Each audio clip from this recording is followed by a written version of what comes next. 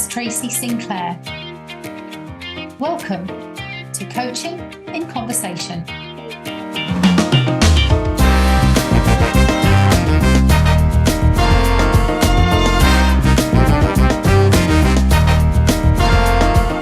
Coaching in Conversation is a chance to discuss and explore not just how we can keep developing and maturing as coach practitioners, but also to consider how coaching is evolving and its future potential and place as a powerful vehicle for human development in today's and tomorrow's world. I'll be sharing some of my own thoughts on these topics, and we will also hear from some great guests from around the world who bring their unique experience and perspectives.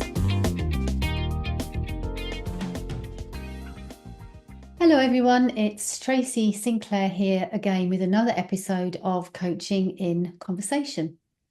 This time I have the great pleasure of being joined by Magda Mook, who is the CEO of the International Coaching Federation. Magda's bio and her experience is extensive, so I really encourage you to have a look at that in the bio notes. But needless to say, she has won many awards for the work that she has done in this field. She is a keynote speaker at many conferences and seminars around the world and is a regular contributor to a variety of very well-known publications, including Forbes magazine, Harvard Business Review. But I'd love to share with you the Magda that I know, which is someone who, having worked alongside her for a number of years on the ICF Global Board, which was an absolute privilege and pleasure. She is someone who is deeply knowledgeable about this profession, and not just the skills of coaching, but the profession itself and how it's evolving and how it's being utilized and received and growing in different parts of the world, different cultures, different niches, different communities, industry sectors, etc. Not only that, she's also deeply passionate about coaching and incredibly dedicated and committed to the International Coaching Federation. So it's a real pleasure to have the opportunity to talk with her about, given where the world is at right now and how things are changing so rapidly, what is the place of coaching and the place of ICF in the world of coaching right now. So enjoy the episode, and this one is called Staying Current and Relevant. Well, Magda, thank you so much for coming to join me on the podcast. As I know we were just chatting before recording, I've been so looking forward to this, and I really appreciate you taking the time to spend, a bit of time for our listeners, and hopefully they'll enjoy this episode as well. I'm sure they will. Thank you for the invitation. It's always great talking to you, especially that we have quite a long history of working side by side and seeing quite a lot of changes happening around us, impacting coaching, impacting ICF. So yeah, I'm excited about this conversation. Me too. Well, let's start with one really big question then, seeing as we're talking about coaching and ICF. We're in a very strange world, as we know, in many, many ways. No need to list them all out, probably. Where is coaching heading? I think that it is very interesting times for just about any industry, any profession, any field, and coaching is not different. Over the years, we've seen such a huge evolution of coaching. When it first started, or at least as ICF first started, was very much one-to-one service, an opportunity for people to work with the coach. We did say then internal coaching practices, coaching in organizations. Now we see team coaching and so many other things that are happening. Most recently, of course, the application of artificial intelligence in coaching. So where coaching is going, I do not know. My crystal ball is not talking to me. However, I think that coaching has a really long and prosperous future because everywhere we look, there is a need for human leadership. There is a need for human connection. There is a need for humanity. And this is where coaching is taking us. So I think my short answer, that was a very long answer to your question.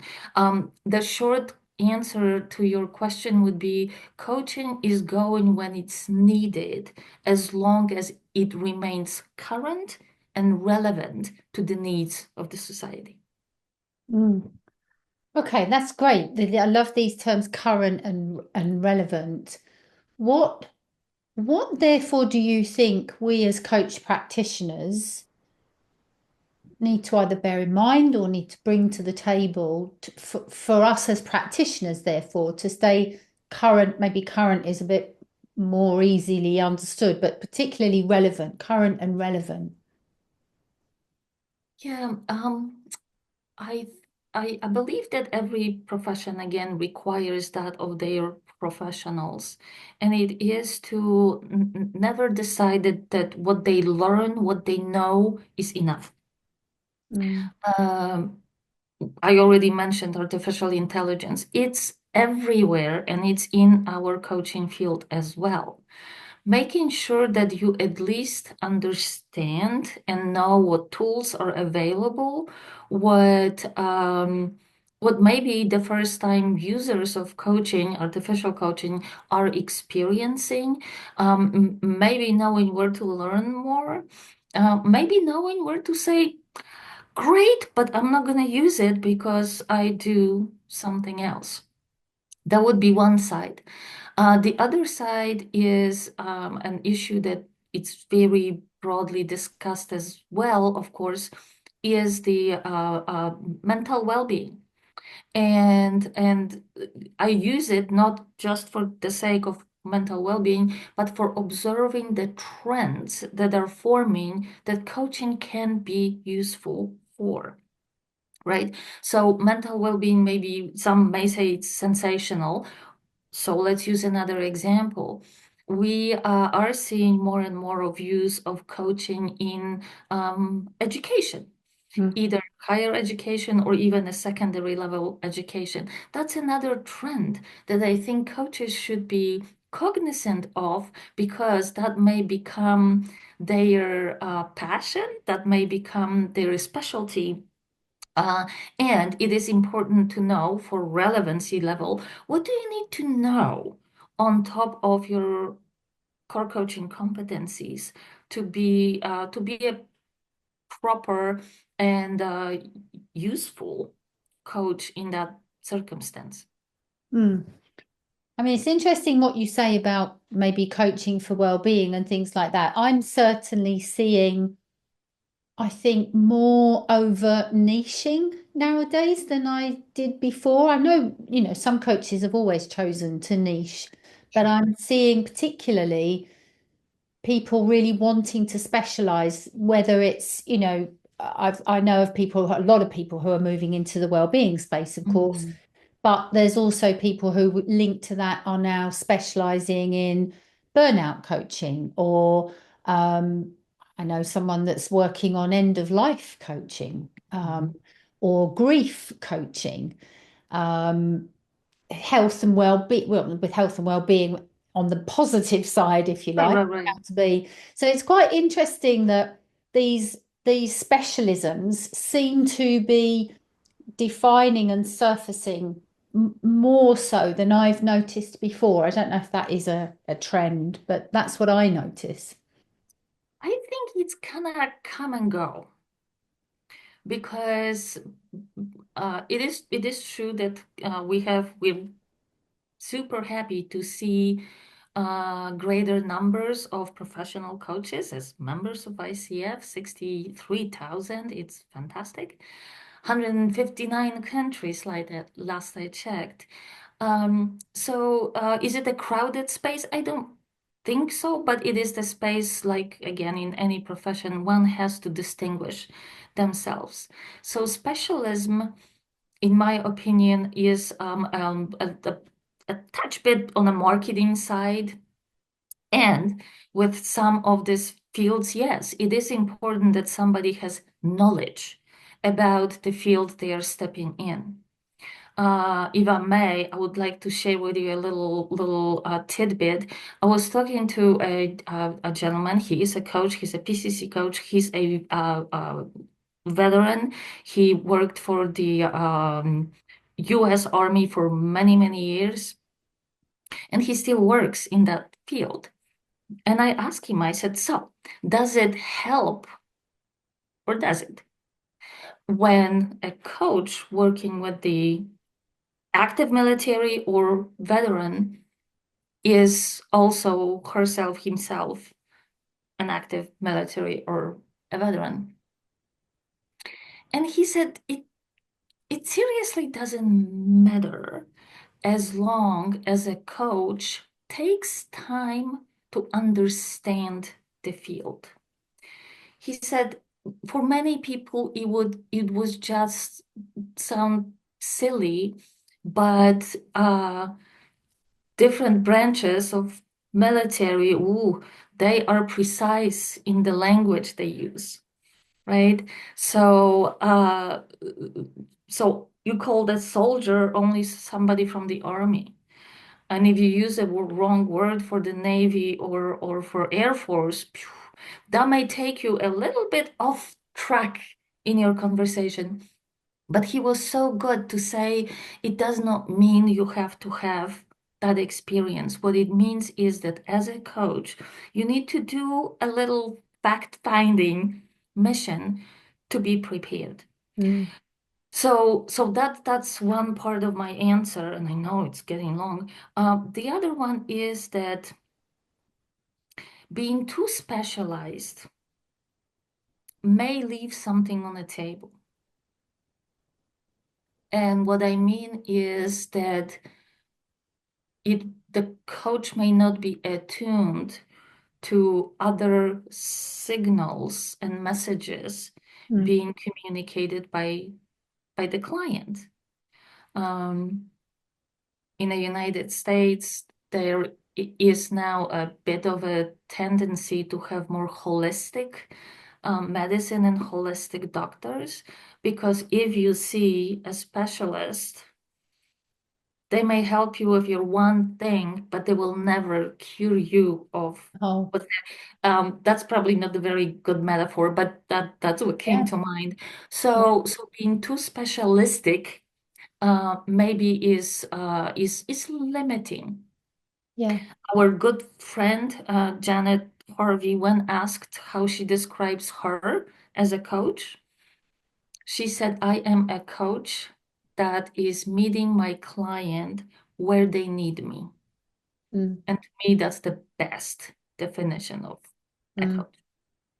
There's just this lovely balance in what you're saying, I think, between keeping the broad spectrum and the holistic approach, but also understanding the context then within Yes, that client. I must admit, I was getting a bit nerdy then when you were talking because I thought, well, that's where it comes out in the competencies, is it talks about us understanding the context of the client. And yes, I thought, well, that's what it is, isn't it? You may not know the whole history and setup of the US military system, but you have done enough familiarization so that you know the context within which that client is. Um, indeed. Mhm. but there's a balancing between the two, isn't there, really? It is. And I also going back to the marketing side, I hope it's not offensive when I say marketing side of it. We know that so many clients do seek their coaches via email, via electronic means. The keyword matters, right? So I absolutely understand why coaches would put certain terms in their resumes or titles because that's the way for the clients to find them. Mm. So as long as we keep that balance, that's all good. Mm. If I may, I'd love to take you back. I feel as though I could be opening up a can of worms here, but I can't. Mhm. I can't go throughout our whole conversation without bringing this on the table. Really, is AI. Yes. And, I hear some coaches who are very comfortable with it. I hear probably increasingly, if I'm honest, coaches who are nervous about it, and this big question that's kind of sitting in the air of what of the human coach, when we know that the capacity and capability of AI is, increasingly able to very effectively move into a coaching space, and a coaching dialogue. What is your perspective then on the role of the human coach and how, I mean, I know I have my views on this, but I'd love to hear your views on it, of what is it that the human coach needs to bring to stay current and relevant, going back to that part of it, given that AI is swooping in, with strong capability in this area. Yeah, I wouldn't actually call it a sticky wicket from my perspective, because I think that the human coach and the AI supported coaching can coexist beautifully. We are doing more and more research to see the difference. A couple of research findings that I was like, really? One is we have more and more younger people, younger generations coming to workforce. As the first interaction with coaching, they prefer the machine. They rather talk to AI. But more and more what we hear is that after a certain time, they are ready for a human coach. So AI, if this is a first great conversation, but if say AI can take on a scale of 1 to 5, if AI can take somebody from 0 being I'm not ready for coaching to 2 being like, yeah, this is helping, great. And this is where the human coach takes over, Mm. right? Uh, the other thing is that I think we do call it AI coaching, but AI coaching, again, using the scale 1 to 5, from 0 to 2, they may be all the person needs. They don't need a deeper conversation. So that's brilliant. That's helping a person with whatever their issue might be and being a better person. And to your point, that means that learning has to continue Yeah. for a human coach. I'm having a little bit generous saying human coach because, to me it's AI coach and a coach, but right now we are using those terms very much side by side. So to me, what it also means is that it's good for a coach to know what the AI coaching can do. It's Mm. good to see it, observe it, experience it, perhaps, see the comment of the client, just to know what are these special, unique elements of human coaching that are not offered by the AI supported coaching. Mm. Uh, and a lot of it is in our ability. Of course, we're talking about AI now can detect the smile, the blink of an eye. Yeah, but the smile or blink of an eye doesn't necessarily mean the same thing for every client. So when the client is ready for working with a human coach, I think that intuition, the empathy, the ability to recognize the signals from a coach, from a client that may not be visual, is what definitely brings the human coach being that partner in a conversation. Mm. Mm. Yeah, and I guess what also comes to my mind is I don't know, this is just my hunch, is we're becoming in some ways so separated, even though we're so connected, you and I in different parts of the world right now. Okay. Um, I don't know, I just really sense a longing and a need for humans to spend a bit more time with Yeah, each other in a yeah. way, regardless of the fact that they could do something different. Hmm. Um, it's an Yeah. important need. And it is, and I'm thinking back to our conversation about utilization of coaching or application of coaching in education.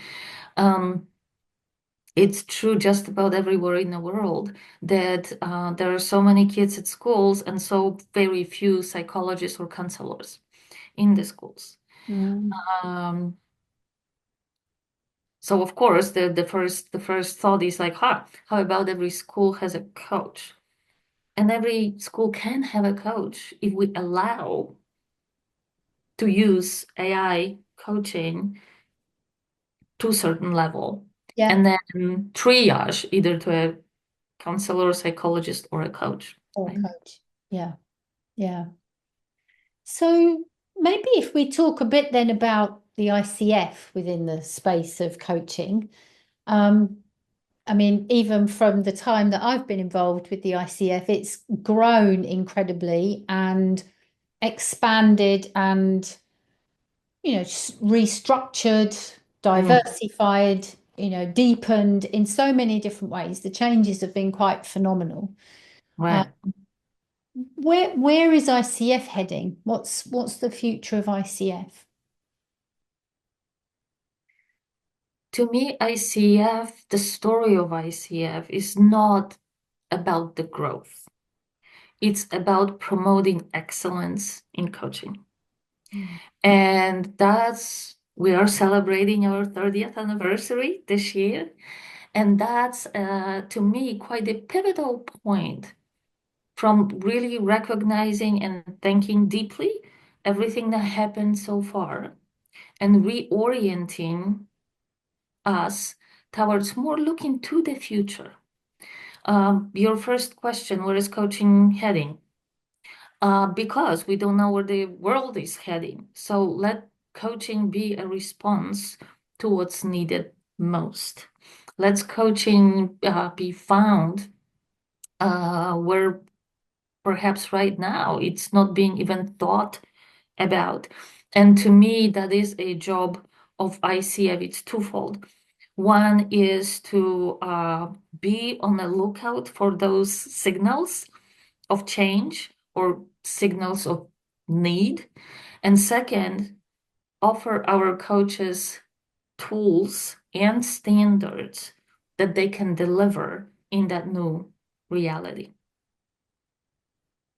Mm. And there you go.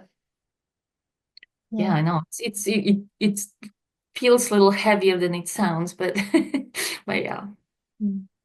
And I was also, just as you were talking there, I was thinking back to what we were saying about specialisms and things like that. What is your perspective on, alongside the standard credentials now, we've got things like a team coaching credential. What are your thoughts around other kinds of specialisms then that we might see around well-being, for example, or working in a particular sector like education, or, what is your thinking around that? I think that's good thinking because that is a seal of approval. That is some standard of quality, right? For team coaching, as you know, we are not calling it a credential, is the specialty certification. We issued the new competencies for mentor coaches and coaching supervision. So there could be something going on there, especially when we have situations such as that point to a different discipline that we are partnering with. So say coaching in education, coaching in social progress, coaching in well-being. That may very well take us to specialty certifications or specialty certificates.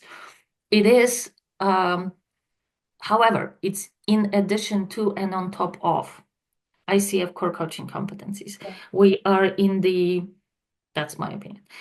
We are in the midst of working through a new job analysis, and I think that we may find some answers coming from that to see if there is a need, and then the need for the specialty certificates, that need is better defined by the client than it is by the coach.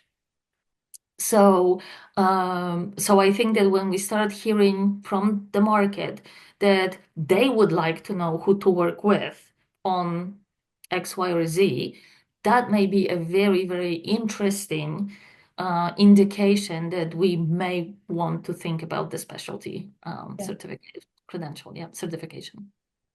And I suppose another area, whether it links to a certification or not, is the whole area of neurodiversity.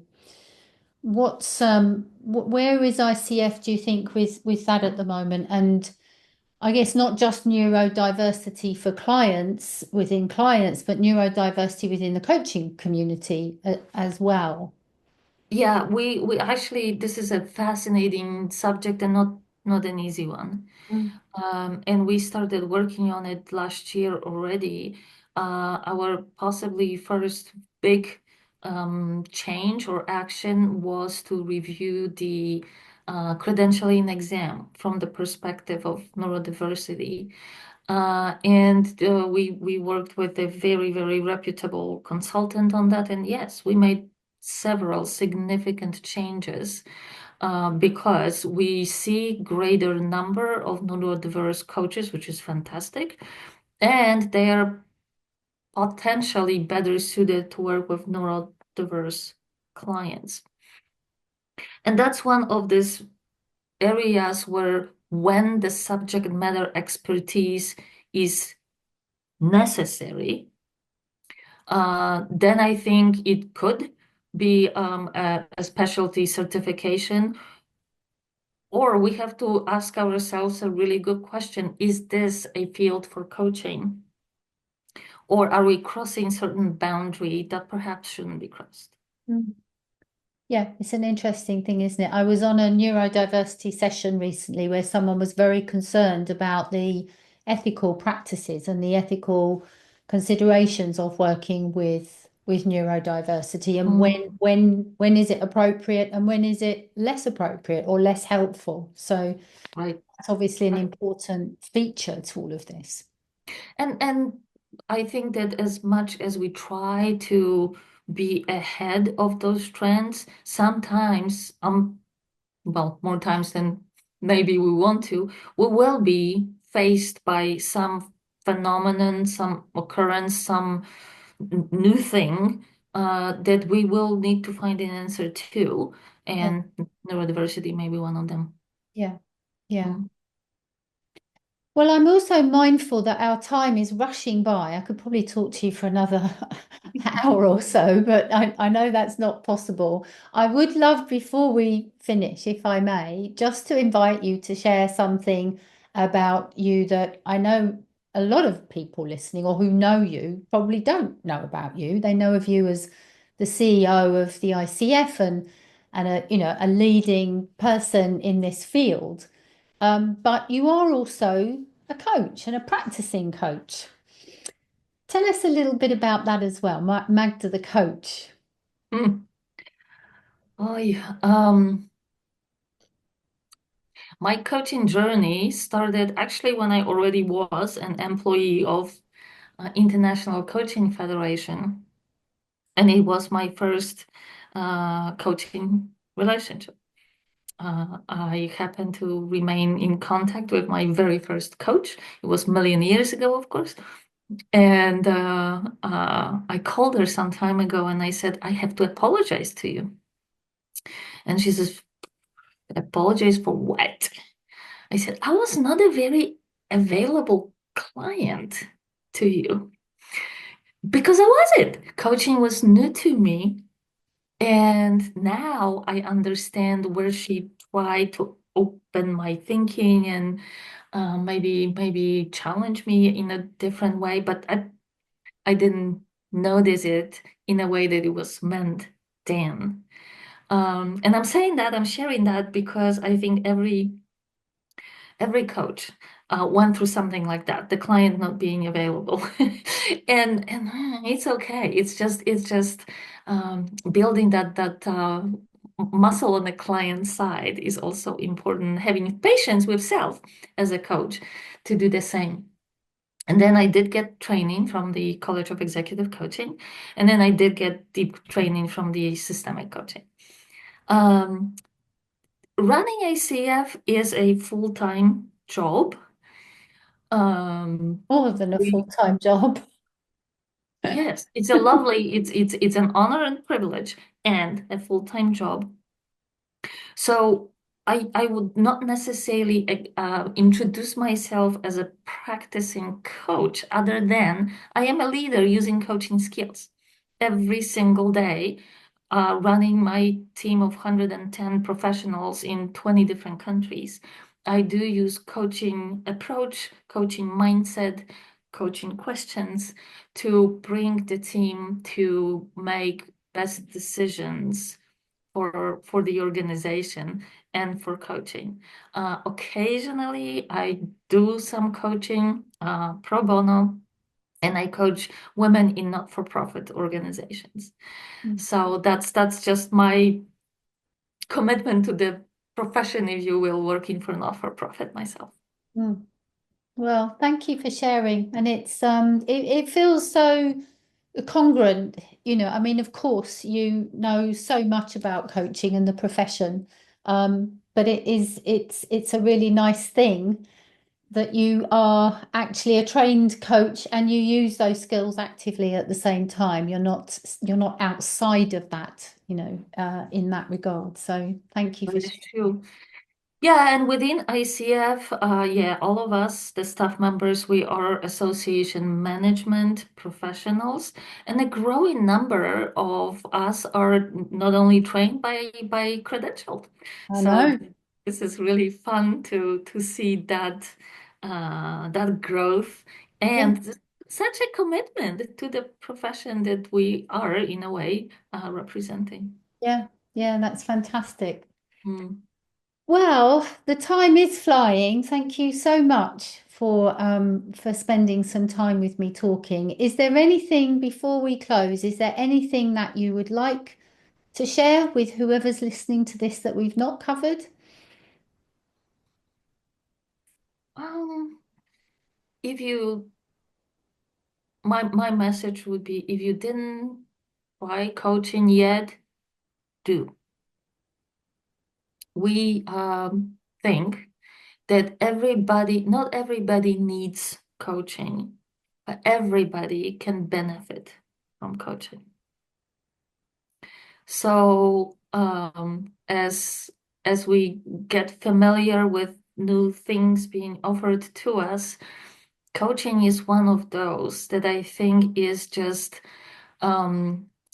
so useful, so helpful to try, because it is a game changer. It is transformative. And knowing about it and not using it is like knowing about the calculator and not using it. Mm, So I hope that coaching will be and soon, something that everybody would have access to, but also would really want to engage because of its absolutely transformative power. mm. Well, on that note, thank you so much. And I'm sure our listeners are going to really enjoy this conversation. Thank you. Thanks, Tracy. You have been listening to Coaching in Conversation by Tracy Sinclair, a podcast aimed at exploring how coaching is a vehicle for human development in today's and tomorrow's world. You can learn more about coach training and development at tracysinclair.com and follow us on social media. If you enjoyed this podcast, please leave a rating and review, and also share it with your networks to help us expand our reach. Thank you for listening and see you next time.